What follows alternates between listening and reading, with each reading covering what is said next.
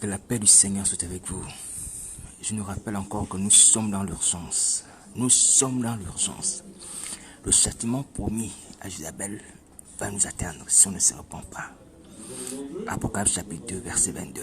Le Seigneur Jésus promet de jeter cette femme sur un lit et envoie une grande tribulation à ceux qui commettent l'adultère avec elle, à moins qu'ils ne se repentent de leurs œuvres.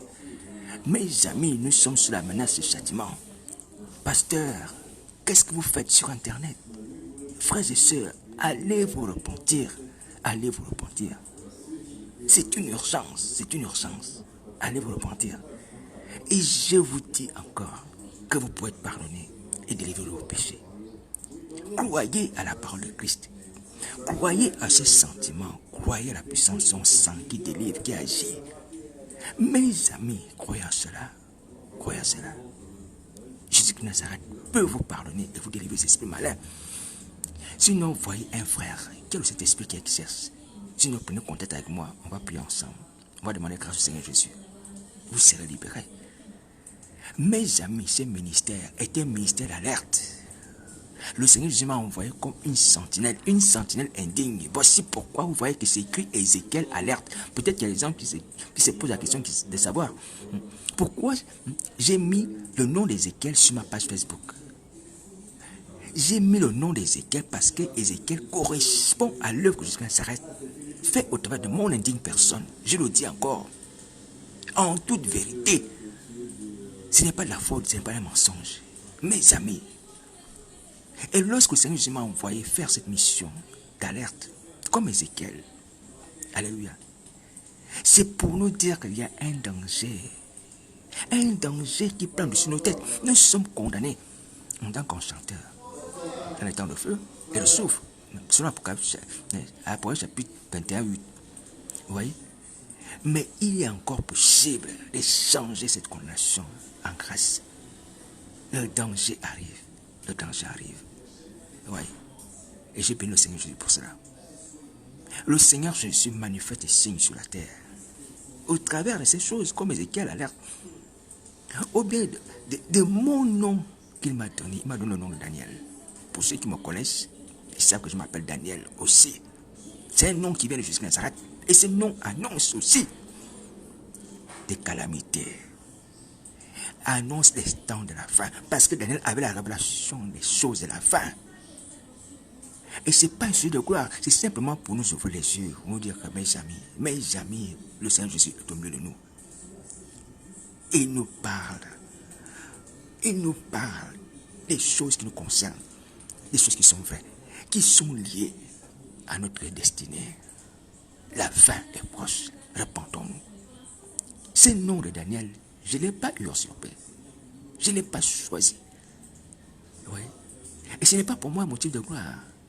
Non, c'est simplement pour dire qu'au travers de ce nom que je porte de façon indigne, c'est la manifestation des révélations, des signes de la fin que l'ange de l'Éternel ou que l'Esprit de Dieu a donné à Daniel. Ouais. C'est la continuité de la même chose qu'Ézéchiel. Oui. Les choses de la fin nous sont révélées aujourd'hui. Nous sommes en danger. Nous sommes en danger. Les gens de l'église, réveillez-vous. Laissez les ministères. Allez vous repentir. Les noms des individus avaient une certaine signification. Dans la Bible, vous le savez, et ont même cette signification qui correspond non seulement à leur destinée, mais également au temps, aux circonstances. Oui. Par exemple, la femme de l'un des fils d'Élie qui a accouché lorsque son beau-père est mort. Elle a donné son fils, son enfant, le nom de Ichabod. Ichabod, ça veut dire la gloire est bannie d'Israël, quelque chose comme ça. Vous voyez? Il y a des noms qui ont été donnés en rapport avec les circonstances. La gloire était bannie d'Israël parce que le fils d'Élie était mort au combat. Élie, le père ici, était mort à cause du péché. Tout cela, la gloire était bannie d'Israël. Et dans l'affaire de Ebenezer, ouais, Samuel va donner le nom à une pierre qu'il va mettre à Mitzpah en disant que jusqu'ici l'Éternel nous a secourus. Alléluia. Oui. Et même pour ce qui concerne notre ami Jacob, oui, il va donner un nom qui s'appelle Luz. Bethel, qui auparavant s'appelait Luz, lorsqu'il va rencontrer, dans un songe, il va voir Dieu au-dessus d'une échelle, les anges de Dieu monter et descendre. Oui. Alors, sans parler des noms des personnes, des individus, mes amis, jusqu'à Nazareth s'appelle Sauveur. Jésus signifie Sauveur. Oui. Alors, donc, j'aimerais nous dire que nous sommes à la croisée des temps et que jusqu'à Nazareth ne nous parle pas des signes, des noms, des individus, des circonstances. Donc, ouvrons les yeux. Alors, le plus important, ce n'est pas de connaître ces choses. Le plus important, c'est de pouvoir tenir compte de ces choses et agir en conséquence. Agir en conséquence. Alors donc, aujourd'hui, je viens vous dire, humblement, que nous sommes dans les temps de la fin. Jusqu'à ça arrive bien bientôt. Je ne vais pas encore vous énumérer ici des révélations que le Seigneur Jésus m'a fait grâce pour nous. Alléluia. Vous les connaissez pour ceux qui me suivent. La nouvelle planète, l'enlèvement, c'est des choses que le Seigneur Jésus m'a montrées. Mes amis, frères et sœurs, si vous voulez sauver vos âmes, c'est le moment. C'est le moment de vous repentir, de confesser vos péchés, de demander la délivrance. Alléluia. Alors donc sur ce, je nous souhaite à tous bon courage. Bon courage pour que nous puissions éviter les temps de feu. Et ne pas se retrouver dans la situation de mauvais riche qui va crier son père, Abraham. Envoie Lazare me soulager. Mon frère, ma soeur, si tu persistes, qui va t'aider dans les temps de feu? Tu vas donner à boire. Qui va te soulager? Personne. Et tu ne pourras même pas mourir avec de l'eau. Est-ce que tu vois? Ces choses-là sont là pour nous avertir et pour que nous ne puissions pas commettre l'erreur de cet homme riche qui est mort dans ses péchés. Alléluia. Nous, aujourd'hui, on peut se repentir, avoir le salut et avoir la délivrance. Les esprits malins peuvent nous quitter. On peut changer de condition. On peut changer d'espèce. On peut changer de nature. Et parlant d'espèce, on va regarder ensemble le témoignage d'une femme qui va nous édifier. Et sur lequel je vais revenir. Je vais revenir certainement. Mais je vous dis encore que l'urgence est de prier. L'urgence est de prier. Alléluia. Mais on va parler de cette femme. Et je vais revenir là-dessus. Parce qu'il y a des choses importantes. Des choses clés qui peuvent encore nous encourager dans le récit de cette femme. Appelée la pécheresse qui s'est repentie au pays jusqu'à Nazareth. Alléluia. Alors donc aujourd'hui je dis encore, le plus important ce n'est pas d'entendre les petites exhortations que je nous partage. Le plus important c'est de prier. Le plus important c'est de prier aujourd'hui. Le Seigneur nous a dit, comme Ézéchiel le prophète, nous devons nous manifester à lui par les lamentations, les plaintes et les gémissements. C'est ça le rôle d'Ézéchiel. Ça veut dire que c'est ça la volonté de Christ pour nous aujourd'hui. Lamentation, plainte et gémissement. Mais pour nous encourager, on va s'appuyer sur certains récits bibliques. Alléluia. Que Dieu nous aide, que le Saint-Esprit soit l'œuvre pour disposer au cœur. Vous-même faites l'effort. Faites l'effort. La volonté est personnelle. Oui, la volonté est personnelle. Faites l'effort d'ouvrir vos cœurs. Faites l'effort de mettre en pratique. Faites l'effort de sauver vos vies. Et Dieu vous donnera Dieu permettra que ces choses se réalisent. Ayez en vous déjà la volonté d'y arriver. Alléluia. Voilà, donc sur ce, on va regarder ensemble le récit de cette femme pécheresse dans le livre de Luc, Luc chapitre 7, à partir du verset 36 jusqu'au verset 43. Jusqu'au verset, non pas 43, jusqu'à la fin, jusqu'au verset 50. Amen. Donc, je lis la parole du Seigneur. Un pharisien pria Jésus de manger avec lui. Jésus entra dans la maison du pharisien et s'est mis à table. Et voici une femme pécheresse qui se trouvait dans la ville, ayant su qu'il était à table dans la maison du pharisien, apporta un vase d'albâtre plein de parfums. Elle se tint derrière, aux pieds de Jésus. Elle pleurait. Et bientôt, elle mouilla les pieds de ses larmes, puis les essuya avec ses cheveux, les baisa et les oignit de parfum. Le pharisien qui l'avait invité, voyant cela, dit en lui-même, si cet homme était prophète, il connaîtrait de qui et de quelle espèce est cette femme qui le touche. Il connaîtrait que c'est une pécheresse. Jésus prit la parole et lui dit, Simon, j'ai quelque chose à te dire. Maître parle, répondit-il. Un créancier avait 2 débiteurs. L'un devait 5 talents, 500 deniers, et l'autre 50. Et comme il n'avait pas de quoi payer, il leur remit à tous 2 leurs dettes. Lequel l'aimera le plus? Simon répondit, celui, je pense, auquel il a remis le plus. Et Jésus lui dit, tu as bien jugé. Puis se tournant vers la femme, il dit à Simon, vois-tu cette femme? Je suis entré dans ta maison. Tu ne m'as pas donné d'eau pour laver mes pieds, mais elle les a mouillés de ses larmes. Elle les a essuiés de ses cheveux. Tu ne m'as point donné de baiser, mais elle, depuis que je suis entré, n'a point cessé de baiser mes pieds, de me baiser les pieds. Tu n'as point versé d'huile sur ma tête, mais elle a versé du parfum sur mes pieds. C'est pourquoi je dis, ses nombreux péchés ont été pardonnés, car elle a beaucoup aimé, mais à celui à qui on pardonne peu, un peu. Et il dit à la femme, tes péchés sont pardonnés. Ceux qui étaient à table avec lui, c'est mirent à dire en eux-mêmes, qui est celui-ci qui pardonne même les péchés? Mais Jésus dit à la femme, ta foi t'a sauvé, va en paix, alléluia. J'ai béni l'Éternel des armées parce qu'il a conservé cette parole pour nous. Et je le dis de tout mon cœur. Mes frères et sœurs, sans ce genre de récit, moi qui vous parle, et vous aussi, nous ne serons pas sauvés. Nous ne serons pas sauvés parce que la foi vient de ce qu'on entend. Lorsqu'on entend les récits des gens qui nous ressemblent, qui sont repentis, qui ont eu la paix, qui ont le pardon, qui ont le salut, on est conforté, on est encouragé. Alléluia. Et Dieu a préservé ces récits afin qu'ils nous parviennent jusqu'à maintenant. Et je bénis l'Éternel des armées. Alléluia. Bénissons tous Dieu, je vous assure. Parce que ces paroles nous sont arrivées et nous permettent aujourd'hui d'avoir le salut. Je vous dis la vérité.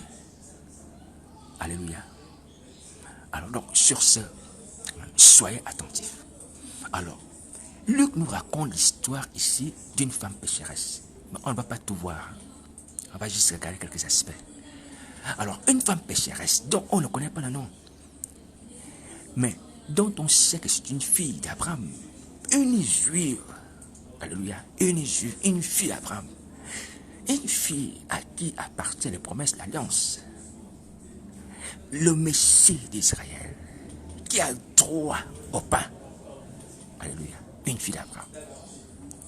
Mais une fille d'Abraham que Satan, le diable, avait réussi à séduire et à convaincre qu'elle peut gagner sa vie en vendant son corps. Une fille que Satan avait réussi oui, à mener par son mensonge, à lui faire croire que par son corps, elle peut gagner sa vie au lieu de travailler comme les autres à la sueur de leur front. Donc c'est une victime du malin. Alléluia. Et ainsi donc cette femme a passé un certain temps de sa vie à se vendre aux hommes, en se vendre aux hommes, en donnant du plaisir aux hommes, ouais, en échange de l'argent. Voici pourquoi la Bible nous parle de la femme pécheresse, c'est-à-dire la femme prostituée. Alléluia. La femme prostituée. Alors donc cette femme a passé un certain moment de sa vie en exerçant ce que nos amis français appellent le plus vieux métier du monde. Je ne sais pas d'ailleurs pourquoi il est vieux, mais bref, le métier de la prostitution. Mais à un moment donné aussi de son existence, cette femme s'est sentie mal à l'aise. Elle s'est sentie mal à l'aise en faisant cela dans une société juive, certainement, où les gens étaient assez durs vis-à-vis des prostituées. Et ce qui va justifier d'ailleurs l'attitude de Simon lorsqu'il va voir cette femme au pied de Jésus Nazareth. Ouais. Une société juive assez dure, assez rigoureuse par rapport à certaines mœurs, par rapport aux femmes adultères. Elle va se sentir mal à l'aise par rapport au regard des autres. Elle va se sentir mal à l'aise par rapport à son corps. Son corps que Dieu l'a donné. Pour que, au travers de ce corps, elle puisse trouver un homme, un mari. mais qu'elle vend plutôt à tout homme qui est en mesure de payer. Oui. Donc sa conscience va lui reprocher toutes ces choses, en plus du regard de la société. Et cette femme, un jour, va entendre que Jésus de Nazareth, celui qui guérit les cœurs brisés, selon Isaïe 61, est dans la maison d'un certain pharisien, Simon. Elle va préparer sa rencontre avec le maître. Elle va acheter un parfum d'albâtre. Alléluia. Parce que son cœur était brisé à cause de sa vie de prostituée.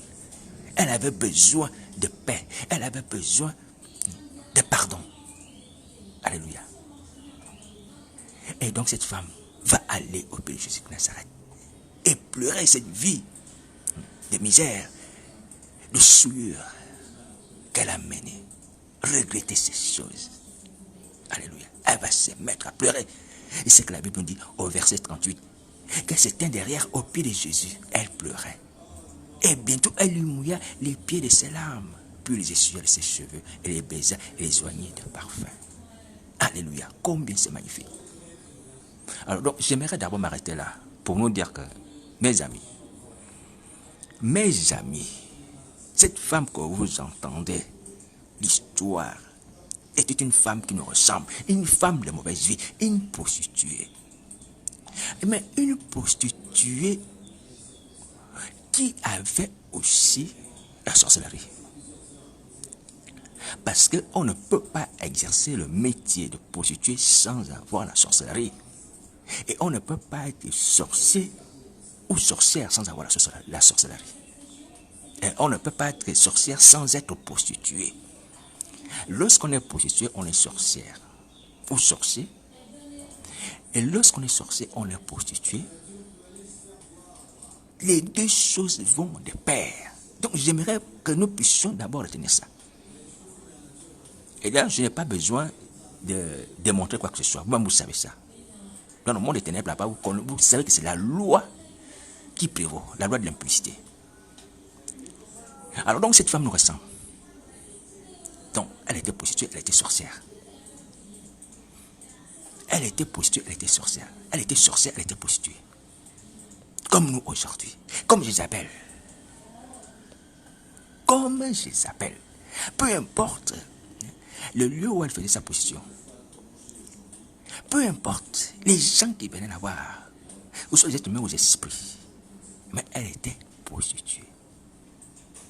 Attention mes amis. Voici les choses que le Seigneur Jésus va montrer. Devant son trône. Quand on sera devant son trône. Qui risque de nous condamner? Si on ne change pas. Parce que cette femme qui était prostituée, qui avait la sorcellerie, comme nous aujourd'hui, a eu le courage d'aller se repentir. A eu le courage d'aller se repentir. Regretter sa pratique. Regretter ses actes. Au pied de Jésus de Nazareth. Elle a eu ce courage. Toute seule. Je précise, toute seule. Toute seule, hein. Pasteur, apôtre, toute seule. Cette femme est partie toute seule. On n'a pas entendu qu'il y a un sacrificateur qui l'a envoyé. On n'a pas entendu qu'il y a un prophète qui l'a envoyé. Non, toute seule. Dès qu'elle a vu que dans sa conscience, ça n'allait pas, elle n'est pas la paix. Elle a vu également le regard social. On va parler brièvement du regard social. Qui aide aussi. Elle s'est rendue compte que non, il faut que cette situation change. Est-ce que vous voyez? Toute seule, elle est partie. Se repentir. Demander pardon. Demander pardon à Jésus de Nazareth, en qui elle a cru comme pouvant lui donner la paix. Celui qui guérit les cœurs brisés. Alléluia. Je vais vous dire aujourd'hui, il est urgent d'imiter cette femme si on veut sauver nos vies. Si on veut sauver nos vies, il est urgent d'imiter cette femme. Parce que là, nous avons le témoignage de quelqu'un qui nous ressemble. Qui a fait la même chose que nous faisons. Et qui a accepté de les abandonner. Qui a accepté de renoncer. Qui a accepté de pleurer cela. Donc, si on ne fait pas ça, on s'agit d'un temps de feu. La colère qui arrive à nous atteindre, je vous dis la vérité. Pendant le peu de temps que nous avons, que Jésus-Christ nous donne, avant que la colère nous atteigne, voici les choses que nous devons faire. Voici l'imitation que nous devons prendre comme modèle, cette femme. Sinon, on est mort, hein. Je vous dis la vérité. Il faut vous dépêcher. Il faut vous dépêcher. Alors donc, chacun pour soi peut aussi aller au pied de Jésus-Christ, confesser ses péchés, demander des défenses. Pleurer ses péchés. Pleurer cette vie de souillure que nous menons la nuit ou le jour dans le monde des ténèbres. Pleurer cela. Chacun peut le faire. Cette femme est pas toute seule. Il ne s'agit pas simplement ici du récit, comme on en a souvent parlé, du fils prodigue, qui aussi un encouragement à s'élever tout seul. Maintenant, on a aussi une femme, en chair à os, ouais, qui est allée toute seule confesser ses péchés. Toi aussi, tu peux aller confesser tes péchés. Tu peux. Tu peux aller regretter ta vie dans le monde des ténèbres. Tu peux demander le pardon, tu peux le recevoir aussi. Est-ce que tu m'entends? Voici ce qu'il convient de faire urgemment, urgemment, urgemment. Urgemment. Est-ce que tu m'entends? Alors donc cette femme est allée au pied du Seigneur Jésus, elle a pleuré, regrettant sa vie, demandant pardon, dans son cœur, bien entendu, parce que la Bible dit qu'elle n'a pas prononcé les paroles, mais au travers des pleurs, au travers des larmes, le Seigneur Jésus qui est Dieu savait ce qui se passait dans son cœur. Alléluia. Voici ce que nous devons faire. Voici ce qu'il convient de faire aujourd'hui dans l'urgence si on ne veut pas être frappé de mort. Le livre d'Ézéchiel dont j'ai parlé tout à l'heure, dans lequel le Seigneur Jésus nous a dit que ce livre consiste de la vision, ou du moins les attentes vis-à-vis de nous, c'est-à-dire lamentation, plainte et gémissement. Voici la concrétisation. Lamentation, plainte et gémissement. Nous le voyons dans cette femme. Ouais. C'est que Dieu dit à Ézéchiel d'aller partager aux enfants d'Israël comme message, d'aller pousser les plaintes, lamentations, les gémissements. Voici cela pour nous aujourd'hui, au travers de cette femme de mauvaise vie. Il faut le faire. Sinon, c'est l'éternité dans le temps de feu. Sinon, c'est l'écrit pour demander de l'eau. Je vous la vérité. Voici ce qu'il convient de faire. Alléluia. Et on aura le pardon, la délivrance. Alors, donc on continue. Donc cette femme s'est tenue derrière le Seigneur Jésus. Elle pleurait, elle mouillait ses pieds de ses larmes, puis les sueurs de ses cheveux, les baisers, les oignons de parfum, et tout ça. Et la suite nous dit que le pharisien qui avait invité au Seigneur Jésus, voyant cela, dit en lui-même, si cet homme était prophète, il connaîtrait qui et de quelle espèce est la femme qui le touche. Il connaîtrait que c'est une pécheresse. Est-ce que vous voyez? Voici Simon le pharisien, lorsqu'il voit cette femme réputée de mauvaise vie, prostituée, touchant les pieds de Jésus-Christ Nazareth, Simon s'est dit, mais cet homme est un saint homme. Pourquoi il peut se laisser toucher par une femme qui est vile, souillée? Alléluia. Ça ne se fait pas. S'il était vraiment un vrai homme de Dieu, il devrait la repousser et reconnaître que non, c'est une femme d'une mauvaise espèce. Parce qu'un homme de Dieu qui est saint ne peut pas se laisser toucher par une personne qui est souillée. Oui. Mais Simon s'est trompé.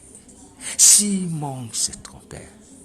Jusqu'à Nazareth est venu comme le médecin pour les gens de mauvaise vie. Donc moi aussi, j'ai fait partie. Alléluia. Les gens souillés comme nous, Jésus Nazareth est venu vers nous pour que nous puissions être lavés et purifiés en le touchant. Alléluia. Si on ne touche pas Jésus Nazareth, on n'est pas lavé. Si on ne touche pas Jésus Nazareth, on ne peut pas voir le Père. Cette femme a eu la révélation. Mon frère, ma soeur, il faut qu'on touche Seigneur Jésus. Il faut que ça nous touche. Il faut que son sang nous touche pour que nous puissions entrer dans la présence du Père. Voici pourquoi le Seigneur Jésus pourrait dire nul ne peut venir à moi, nul ne peut venir au Père s'il ne passe par moi. Pourquoi? Parce qu'il faut que la personne se d'abord lavée par son sang avant d'aller dans la présence du Père. Il faut que le sang de Christ te touche. Si la personne te touche, il faut que tu sois purifié, lavé. Voici pourquoi même un lépreux est venu un jour dire, Seigneur, si tu me touches, je serai pur. Si tu le veux, je serai pur. Jésus Nazareth a dit, je le veux, sois pur. Il a touché. Et la lèpre l'a quitté. Vous voyez? Il a touché le lépreux et la lèpre l'a quitté. C'est dans la Bible. Et il faut que le Seigneur Jésus nous touche. Oui. Spirituellement par son sang. Afin que nous soyons lavés de nos péchés. Mais Simon ne comprenait pas ces choses. Il ne comprenait pas ces choses. Il était dans l'erreur. Alléluia. Alors, la deuxième erreur de Simon, c'est de croire que Jésus de Nazareth n'était pas prophète. Mais Jésus de Nazareth, certes, n'était pas prophète. Jésus de Nazareth est plus qu'un prophète. Il est le Fils de Dieu. Simon va dire que même si cet homme était prophète, il serait quelle espèce de cette femme. Mais Jésus de Nazareth n'est pas prophète. Il est le Fils de Dieu. Il est Dieu venu en chair, réconcilier les hommes avec le Père. Et celui qui a vu Jésus de Nazareth a vu le Père. Alléluia. Mais Simon ne comprenait pas cela, il ne savait pas cela, il était encore dans l'erreur. Alors donc j'aimerais signifier à nos frères d'autres religions, certainement qui m'écoutent, qui pensent aussi comme Simon que Jésus de Nazareth est un prophète comme tous les autres. Non, il n'est pas un prophète comme tous les autres. Il n'est pas prophète. Il est plus qu'un prophète. Il est le Fils de Dieu. Il est l'image de Dieu invisible. Est-ce que vous entendez? Donc, Jésus de Nazareth, ce n'est pas l'égalité d'autres prophètes dont je ne veux pas citer les noms. Non, ce n'est pas pareil. Parce qu'il y a certains qui pensent que non, toutes les religions sont égales. Hein? Tous les leaders sont égaux. Non. Non, non, non, non, non. Jésus de Nazareth n'a pas d'égalité. Le Fils de Dieu est unique. Oui. Jésus de Nazareth. Alléluia. Voilà. Donc, c'est important de savoir ces choses.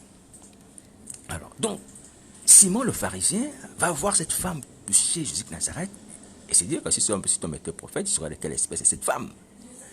Alléluia. Il saurait de quelle espèce est cette femme. Donc Simon s'était trompé sur la personne de Jésus de Nazareth et sur le fait que Jésus de Nazareth est venu pour sauver les gens de mauvaise vie, pouvoir toucher les malades, imposer les malades afin que les malades soient guéris, et purifier les lépreux, apporter leur pardon, donner la consolation à ceux qui ont le cœur brisé. Alléluia. Voilà. Alors, mais ce qui nous intéresse, comme je l'ai dit tout à l'heure, c'est de regarder ce que Simon dit de cette femme. On a parlé d'espèce. Et il va dire que si Jésus de Nazareth était un prophète, il connaîtrait de quelle espèce est cette femme qui le touche. Et quelle espèce est cette femme qui le touche. Voilà. Donc, vous voyez que cette femme, à cause de sa vie de prostituée, dépravée, c'est pas une injure, mais simplement une mauvaise vie. Alléluia. Elle était devenue une espèce à part. Le péché l'avait changé. Le péché avait transformé la nature de cette femme. C'est vrai que le péché nous change. Alléluia. Le péché nous change. Depuis qu'Adam et Ève ont mangé la connaissance du bien et du mal, on a changé. On est devenu une espèce différente de celle à l'origine, c'est-à-dire de Dieu lui-même. Oui, nous sommes devenus des gens d'abord mortels.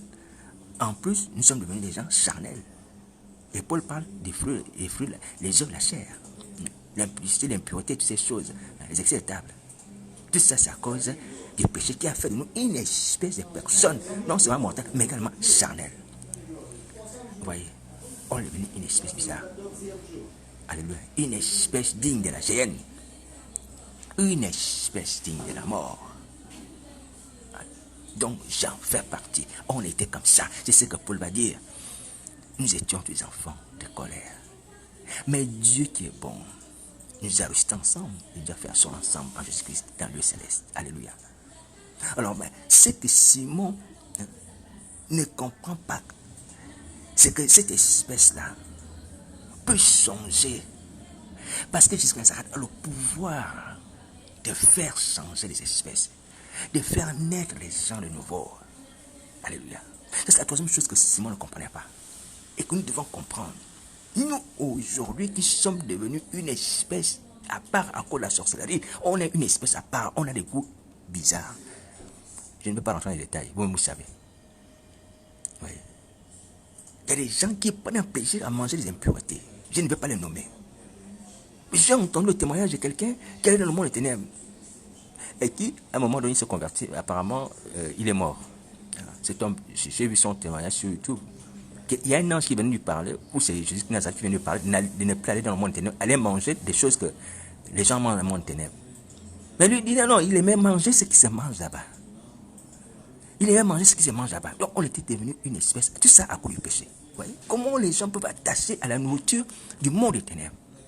Dieu nous a créés pour que nous puissions nous regarder les bonnes choses qu'il a mises sur la terre. Qu'il a mises sur la terre.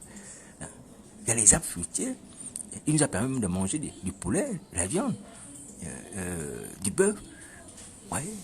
Mais pas la nourriture du monde des ténèbres. Mais lui, il dit, il ne comprenait pas pourquoi il y avait un ange ou le Seigneur Jésus qui lui disait de ne pas monter dans le monde des ténèbres cette nuit pour aller manger les choses du monde des ténèbres. Voyez. Ouais. Alors donc, cet homme a cru le péché. Donc moi aussi, je suis un descendant du péché, d'Adam et Ève, à témoigner que le péché les a rendus adeptes, ou du moins accros à un certain type de nourriture. Ouais. Parce qu'on a changé d'espèce. À cause de quoi? À cause du péché. Et en plus, de la possession démoniaque. Ouais. La possession démoniaque. Oui, quand j'étais enfant, je me souviens, quand nos parents, particulièrement mon père, je parlais de façon générale, les parents reçoivent les amis et tout ça, les parents non convertis, et ils achètent de l'alcool, la bière, le vin et tout ça, ils boivent. Et puis les enfants, après la discussion, la réception, nous on enlève les verres et tout ça, on amène à la cuisine et tout ça. Parfois nous arrivons souvent de goûter ou de sentir. Mais je t'assure que l'odeur de la bière me repugnait. L'odeur de la bière. Et même nous arrivons parfois de goûter. Mais quand on goûte la bière, mais comment les adultes peuvent aimer une chose aussi amère, comme la bière ou comme le vin? Hein? Le vin dans l'esprit vraiment dans s'enivrer, bien entendu. Vous voyez? Trouver ça amer, moi particulièrement. Vous voyez? Mais les adultes, ils trouvaient ça bon. Et puis à un moment donné, moi aussi, quand j'ai grandi, je suis en train de pécher. Moi aussi, j'ai commencé à trouver que la bière était bonne, que le vin était bon, que le whisky était bon. Mais les choses qui me répugnaient. Parce que le péché avait grandi, m'avait amené à aimer ces choses, ces passions. Alléluia. Mais gloire soit rendue au Seigneur Jésus qui m'a permis d'en sortir.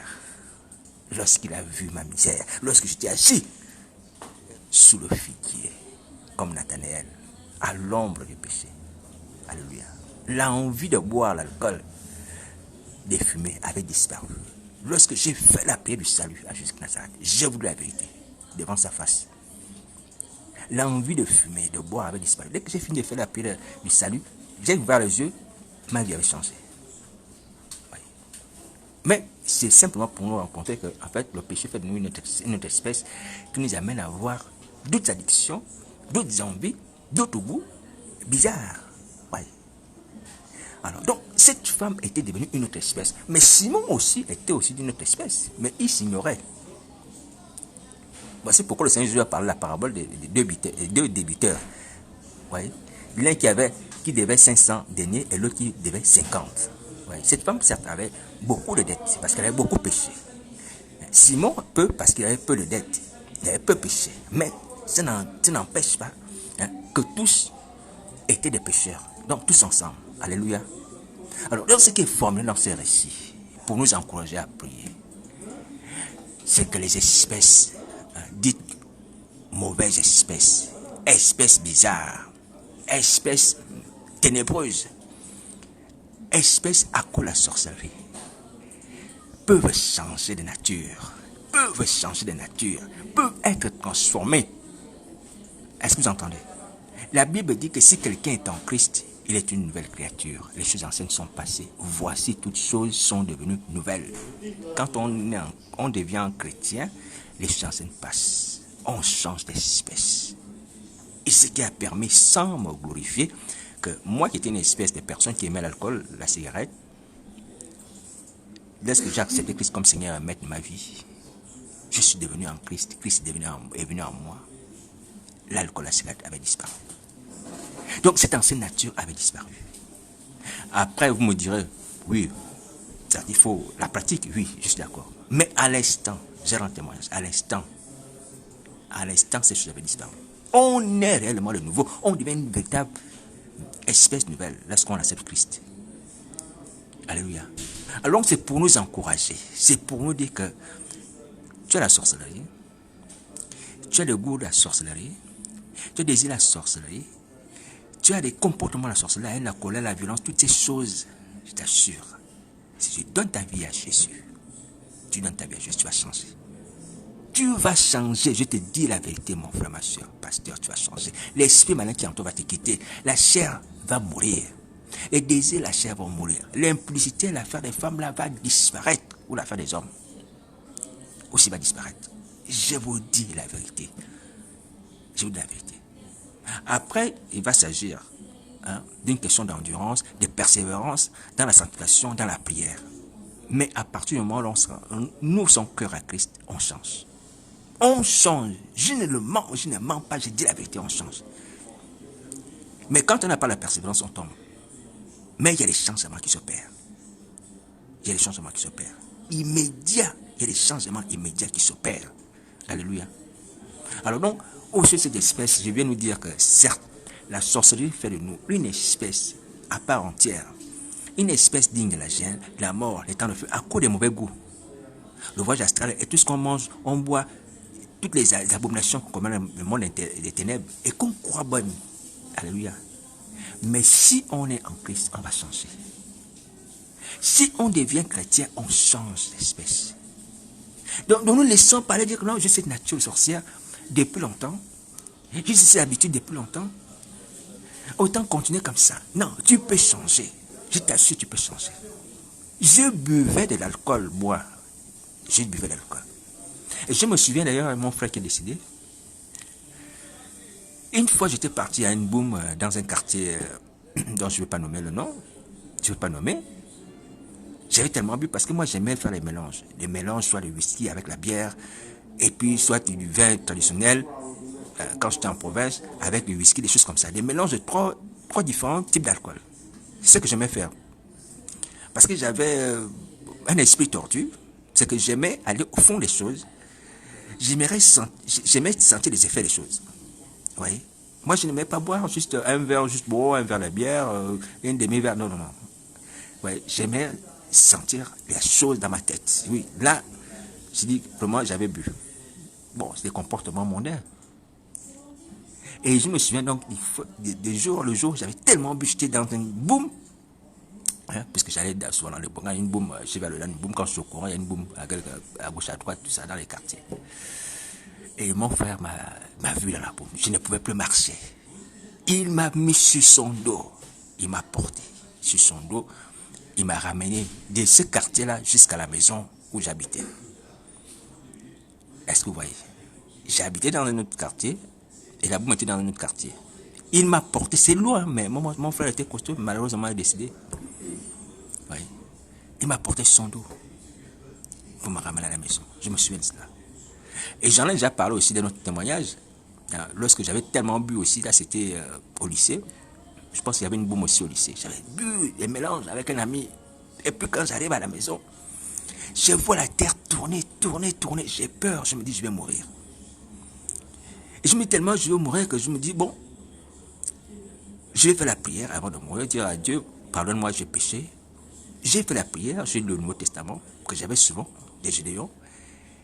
Et je me suis endormi comme ça. Je me dis, bon, si je meurs, au moins je vais au paradis parce que j'ai fait ce qui est mal, mais j'ai prié Dieu. Je n'étais pas converti, mais à cause de la religion, les choses apprises par les parents, on a quand même encore des petites bibles comme ça. Et c'est comme ça, j'ai dormi, je me suis levé le matin, j'étais en pleine forme. Mais ma vie a continué, hein, dans l'alcool, dans la débauche, dans ces choses-là. Je n'ai pas cessé jusqu'à ce que Jésus m'envoie et me dit, bon, maintenant ça a assez duré. Tu rentres dans la bergerie. Alléluia. Voilà, donc c'est pour dire que mes amis, Dieu peut nous changer. Dieu peut nous changer. J'ai pris un exemple comme l'alcool. C'est-à-dire même la sorcellerie, l'esprit malin peut quitter. Est-ce que vous entendez? On peut changer. Donc ne vous résignez pas, ne vous résignez pas. Allez au pied de Jésus Nazareth, confessez vos péchés, demandez la délivrance. Et s'il y a besoin d'aide, on va prier, vous serez libérés. Je vous dis la vérité. Je vous dis la vérité. Je vous dis la vérité. Alléluia. Donc croyez cela. Le Seigneur Jésus est puissant et capable de nous aider. Alors ce qui bloque aujourd'hui, c'est notre attitude. On ne prend pas l'initiative. On ne se lève pas, on ne fait rien. Vous voulez que le Seigneur fasse quoi? Si on ne fait rien. Je vous l'ai souvent dit, et moi je m'en suis rendu compte. Lorsque je vois les gens souffrir, et moi-même aussi me dis, Seigneur, c'est vrai, que les gens qui souffrent, qui meurent. Mais ce n'est pas ta faute. Ce n'est pas la faute du Seigneur. C'est parce que ces gens ne font pas leur part. Qui consiste à faire quoi? Qui consiste à prier.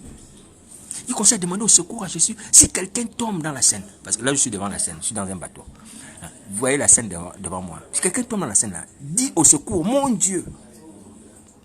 Il dit au secours, mon Dieu, tombe dans la Seine. Cette personne sera sauvée. Cette personne sera sauvée, je vous dis la vérité. Personne ne peut invoquer Dieu lorsqu'il est dans un danger sans être sauvé. Personne. Mais si cette personne tombe dans la Seine, commence à se débattre, elle ne dit pas mon Dieu. Bon, Dieu peut faire grâce. Il peut aussi ne pas faire grâce. Et la personne s'en va, on va dire, ah mais Dieu, où est-ce que tu étais? Pourquoi tu as vu cette personne en train de se noyer? Tu n'as pas agi. Oui. Voici pourquoi nous devons évangéliser et dire aux gens de se tourner vers Dieu. Et dire aux gens d'invoquer Dieu. Et c'est un bon réflexe que nous avons souvent eu, même étant païen, de dire quand quelque chose a dit, oh mon Dieu, qu'est-ce qui s'est passé? C'est bien de faire ça, c'est bien, je vous assure. C'est bien de faire ça. Nous devons nous refaire avec. C'est Dieu qui nous a créé, qui nous donne la vie. C'est par lui que nous avons le salut, la délivrance. Alléluia. Il faut éviter les paroles malhonnêtes. Des païens dire des trucs insensés face à un danger, face à un malheur. On dit des choses abominables que je ne vais pas citer ici. Ça n'apporte pas de secours. C'est Satan qui est derrière ça. Oui.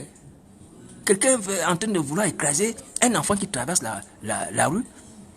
Il va dire une parole bizarre, je ne vais pas la dire ici. Mais il peut dire le sang de Jésus. Et si tu dis le sang de Jésus, tu ne vas pas écraser cet enfant. Voici les choses que nous devons dire. Lorsque nous sommes face à des catastrophes, des choses qui arrivent comme ça, qui surgissent. Le sang de Jésus. Oh Jésus. Oh mon Dieu. Voici les choses que nous devons dire. Parce que la Bible dit que quiconque invoquera le nom du Seigneur sera sauvé. Est-ce que vous entendez? Même lorsque vous n'êtes pas encore chrétien, lorsque les gens ont cette habitude-là, ça aide Dieu agit. Dieu agit. Voici le réflexe qu'il faut avoir. Donc c'est une parenthèse. Alors, donc aujourd'hui, je viens nous dire que si nous sommes dans le malheur, c'est à cause de nous-mêmes. C'est à cause de nous-mêmes. Donc prions, mes amis, prions. Et nous serons délivrés. La puissance de Dieu n'est pas limitée. Vous voyez, lorsqu'on regarde également l'histoire de cette femme qui avait la perte de sang depuis 12 ans, c'est formidable hein, que nous avons les témoignages des femmes vraiment de foi. C'est elle-même dans son esprit va se dire que j'ai la perte de sang depuis 12 ans, je n'ai plus de moyens de me guérir. Les médecins n'ont pas pu me guérir. Bon, il y a Jésus-Christ qui est arrivé, qui est le Messie d'Israël. Elle a imaginé dans son esprit qu'elle va s'approcher de lui aussi, comme cette femme, en secret, ouais, par derrière. Et elle a dit que si j'ai tout son vêtement, je serai guérie. Et donc, quand elle a planifié ça, elle est arrivée, elle a touché le vêtement de Jésus-Christ Nazareth, elle a été guérie. Vous voyez? Donc, l'individu lui-même doit prendre l'initiative d'aller vers le salut. Tu dois t'élever, chercher le salut lorsque tu cherches le salut, tu le trouves. Impossible que tu n'aies pas le salut. Cette femme qui a touché le vêtement de Jésus-Christ, voyez, elle a fait sans même demander la permission. Seigneur, est-ce que je peux toucher ton vêtement? Elle avait déjà compris dans son esprit que c'est la volonté de Dieu que Jésus Nazareth guérisse des gens. Pareil comme cette femme qu'on appelait pécheresse. Elle a compris que Jésus Nazareth est venu pour les gens comme elle, guérir les gens qui ont le cœur brisé à cause du péché. Alléluia. Donc elle n'a même pas demandé la permission à Simon, le pharisien, à dire que Simon, est-ce que je peux rentrer dans ta maison? Parce que j'ai envie de demander pardon au Seigneur Jésus. Non, elle rentrait directement. Elle a commencé à s'humilier devant le Seigneur Jésus. Il faut prendre l'initiative. Il faut s'élever, il faut chercher la face de Christ. Il faut chercher la face de Christ. Il faut chercher la face de Christ. Les choses ne viendront pas comme ça, je vous dis la vérité. Pour ce qui me concerne, je vous dis encore que le Seigneur nous a dit lamentation pleine de gémissements. Donc il faut pleurer. Et on aura la délivrance. Et c'est possible. Nous voyons les exemples des personnes qui l'ont fait. Cette femme prostituée, cette femme pécheresse avait la sorcellerie. Et il n'y a pas de prostituée qui n'ait pas de sorcellerie. Il n'y a pas. Parce que la position agit au travers d'un esprit. L'esprit de position, c'est dans la Bible. Que ce soit sirène, Satan ou autre. Vous voyez? Mais elle a eu le pardon des péchés. Elle a eu la paix. Elle a eu le salut. Est-ce que vous entendez? Donc c'est possible. Donc c'est un encouragement que je nous adresse, hein, encore une fois le plus, que ne restons pas résignés. Il faut s'élever.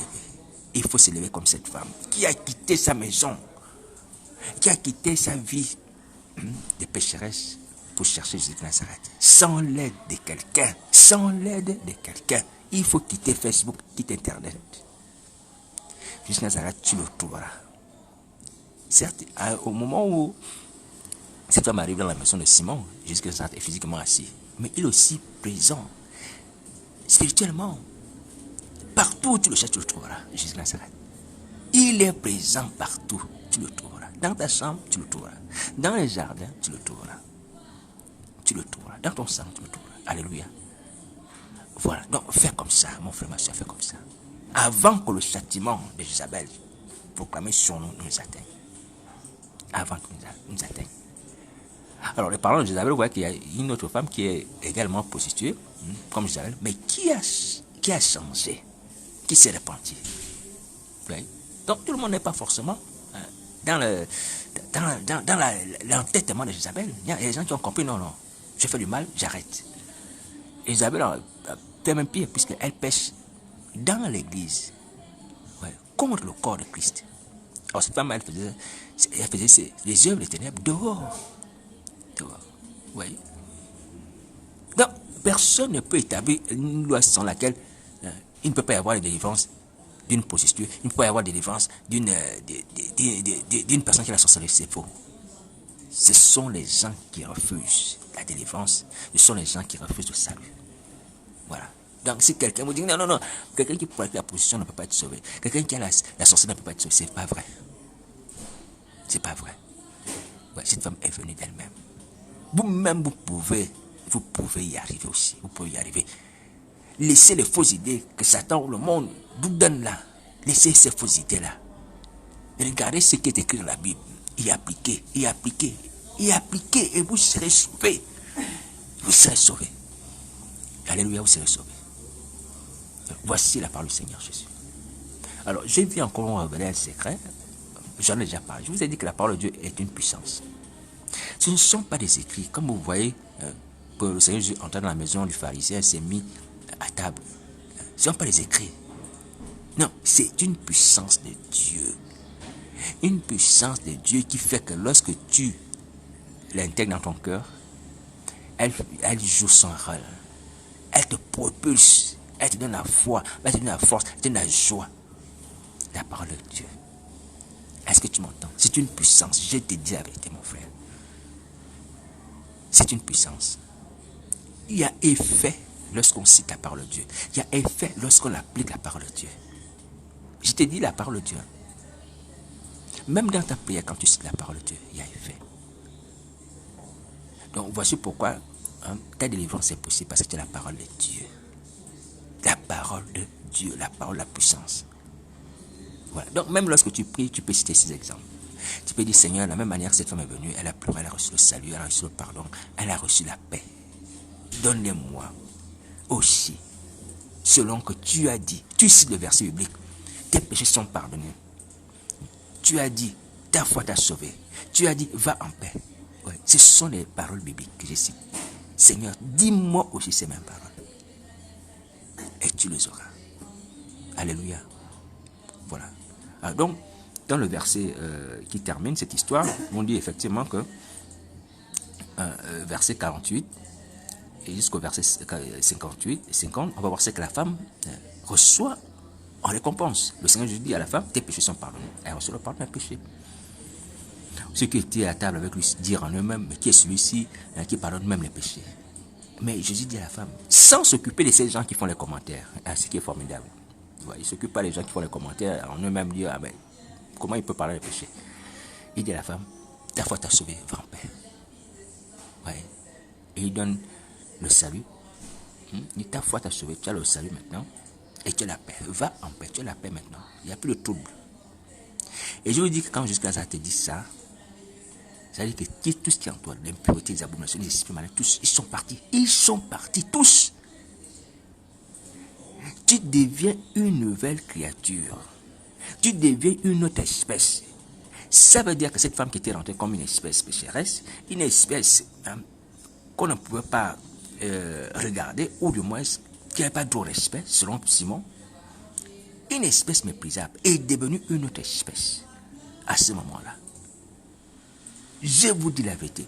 Parce que ces choses que vous voyez, parfois on se dit non, bon, ce sont les écrits.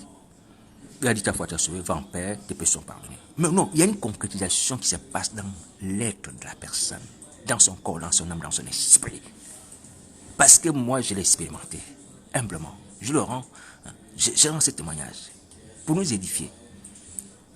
Que lorsqu'on donne sa vie à Jésus, lorsque le Seigneur te dit une parole, il y a un effet en toi. L'envie de fumer, de boire avait disparu lorsque j'ai fini de parler à Jésus de Nazareth dans la paix du salut. Oui. Ce sont des frères qui m'ont dit faire la prière comme ça. Oui. Et j'ai simplement fait la prière. Hein. Or là, il s'agit de Jésus de Nazareth qui parle. Et n'oubliez pas que toutes les fois que Jésus de Nazareth parle, il y a un effet spirituel qui s'opère. Un effet spirituel. Voici pourquoi le Seigneur Jésus, je comprends,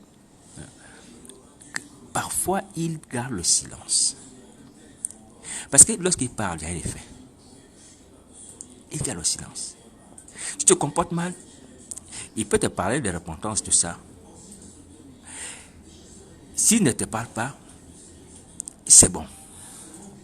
Mais parce que maintenant, s'il te parle, si tu vas dire, si c'est bien, c'est bon pour toi. Si c'est mauvais, ça va t'atteindre. Donc parfois, il vaut mieux, hein, quand tu as commis un péché, quand le Seigneur Jésus garde le silence, tu dis, ah, c'est encore la grâce. Parce que s'il parle là, tu es foutu. S'il ne te parle pas de repentance, hein, tu es foutu. Sa parole s'accompagne toujours des faits. Des faits. Oui, sa parole s'accompagne toujours des faits. Oui. Quand tu as dit ma pierre à ses frères, aux disciples, vous allez me régner. Pierre a dit, non, on ne va pas te régner. Comment on va te régner?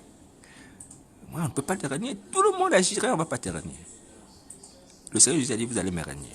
Tu vas me régner, Pierre. Il dit, non, je ne vais pas te régner. Après quoi? Le Seigneur Jésus a gardé le silence. Et qu'est-ce qui s'est passé après? Pierre a régné le Seigneur. Oui.